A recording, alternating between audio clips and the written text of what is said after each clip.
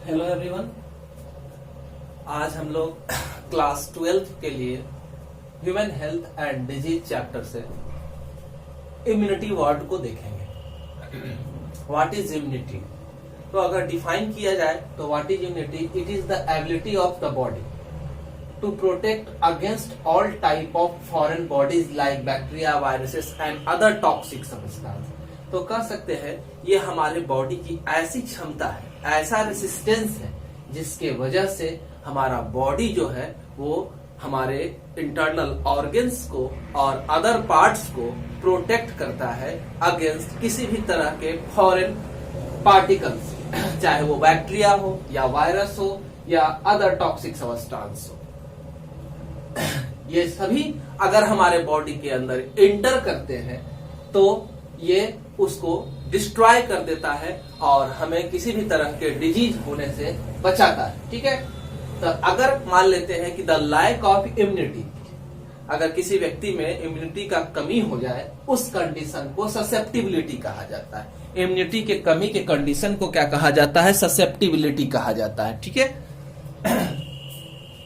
Immunity किसी भी organism के लिए काफी जरूरी है। इम्यूनिटी के बिना उसका जिंदा रहना काफी मुश्किल हो जाएगा, क्योंकि इस इन्वायरमेंट में है ना मिलियंस के अमाउंट में पैथोजेंस भरे पड़े हैं और वो हर सेकेंड हमारे बॉडी के ऊपर अटैक करते रहते हैं। तो एक वर्ड है immunology, a branch of science where we deals about the various phenomena of immunity induced sensitivity and allergy.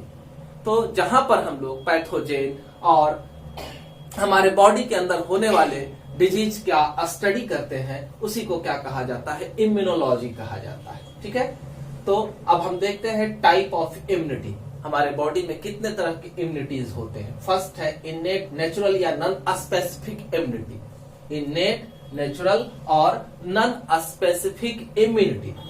Second है एक्वायर्ड और एडेप्टिव इम्यूनिटी, यानी कि हमारे बॉडी में दो तरह के इम्यूनिटी होते हैं, एक इनेट और दूसरा एक्वायर्ड।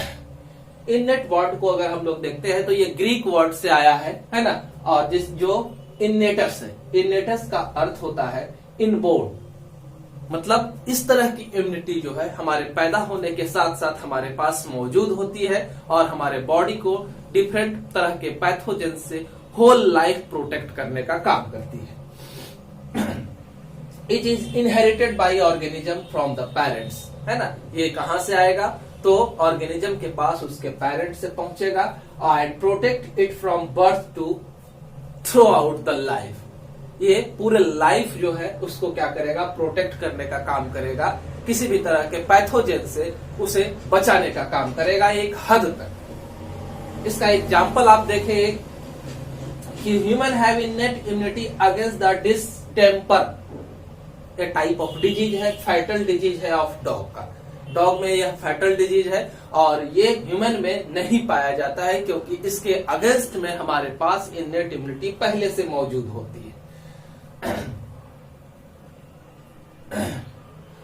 कह रहा है कि name non specific suggest that it lack a specific response to a specific inventor. किसी भी तरह इसमें क्या है,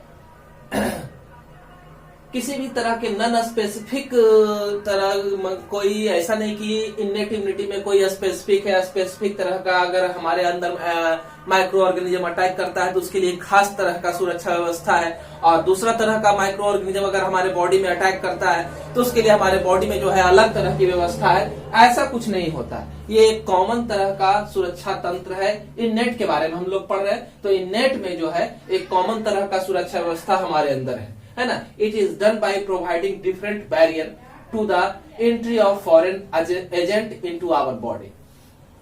तो ये क्या करता है? कुछ बैरियर का फॉर्मेशन करता है, यानी कि इनेट इम्यूनिटी हमें मिलती कैसे है? तो हमारे बॉडी के अंदर डिफरेंट तरह के बैरियर्स होते हैं जो हमें इनेट इम्यूनिटी को प्रोवाइड करते हैं। इन बैरियर का नाम है फिजिकल, फिजियोलॉजिकल, है ना, सेलुलर और साइटोकिनिन बैरियर।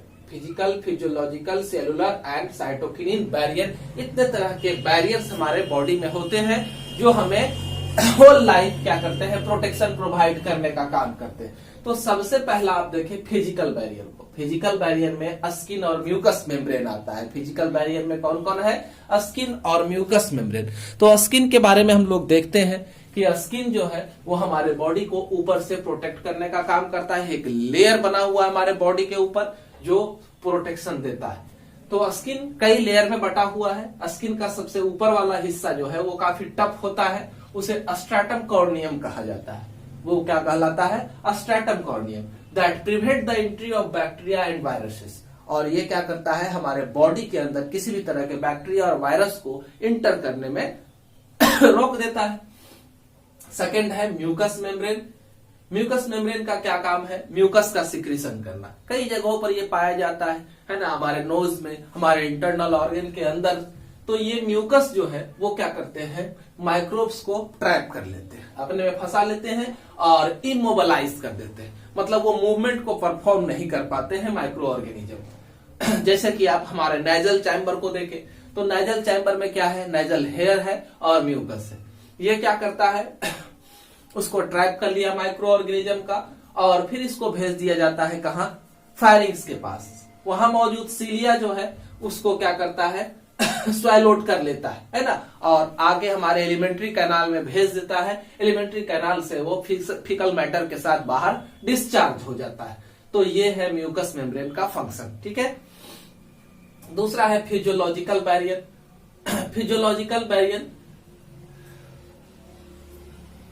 में हम देखते हैं कि हमारा स्किन और म्यूकस मेम्ब्रेन जो है, हमारे स्किन और म्यूकस मेम्ब्रेन से बहुत तरह के सर्टेन तरह के केमिकल्स जो है वो सीक्रेट्स होते हैं, है ना। और वो क्या करते हैं? हमारे बॉडी से इन पैथोजेंस को डिस्पोज कर देते हैं, रिमूव आउट कर देते हैं। एग्जाम और भी कुछ है, जैसे कि हमारा बॉडी का टेम्परेचर, है ना, हमारे अंदर बैक्टीरिया वायरसेस के ग्रोथ को रोकने का काम करता है। हमारे बॉडी फ्लूइड का पीएच, है ना, वो भी क्या करता है? बैक्टीरिया को किल करने का काम करता है। हमारे बॉडी का डिफरेंट टाइप ऑफ सिक्रीशंस जो है वो भी क्या करता है?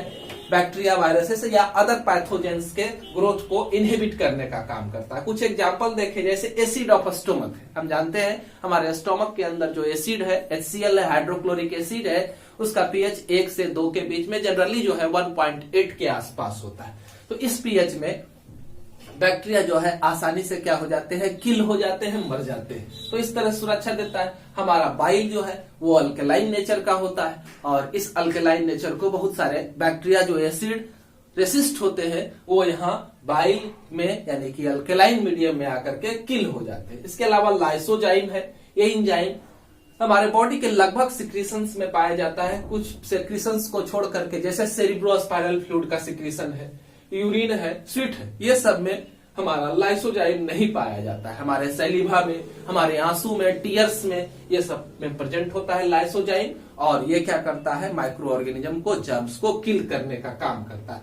नेजल हेयर्स है ना, ये माइक्रो ऑर्गेनिज्म को अंदर जाने से रोकते हैं, है ना, रुकावट पैदा करते हैं, जिसकी वजह से वो नीचे बैठते हैं, नीचे म्यूकस मेम्ब्रेन उसको चिपका लेता है। इसके अलावा यूरिन जो है ना, बेसिक नेचर का होता है। वहां पर भी जो है बहुत सारे बैक्टीरिया वगैरह स्वेप आउट हो जाते हैं, बाहर निकल जाते हैं। आंखों से निकलने वाला सीबम हमारे स्किन के ऊपर पाया जाने वाला वाइल ग्लैंड सीबम है और इससे वाइली सिक्रीशंस जो है हमारे बॉडी के अंदर ग्रोथ होने वाले माइक्रो ऑर्गेनिज्म को रोक देते हैं। वेजाइनल सिक्रीशन जो कि हल्का स्लाइटली एसिडिक होता है, ये भी क्या करता है कि इन तरह के सिक्रीशंस को, इन तरह के पैथोजेंस को ग्रोथ होने से रोक देता है। अब अगला टॉपिक जो है वो सेलुलर बैरियर है ना। हम लोगों ने देखा फिजिकल बैरियर, फिजियोलॉजिकल बैरियर। अब नेक्स्ट है सेलुलर बैरियर और साइटोकिनिन बैरियर। ये दोनों को हम लोग अपने अगले वीडियो में देखेंगे। हमारे चैनल को सब्सक्राइब करेंगे, है ना। वीडियो पसंद आए तो लाइक बटन जरूर दबाएंगे। धन्यवाद।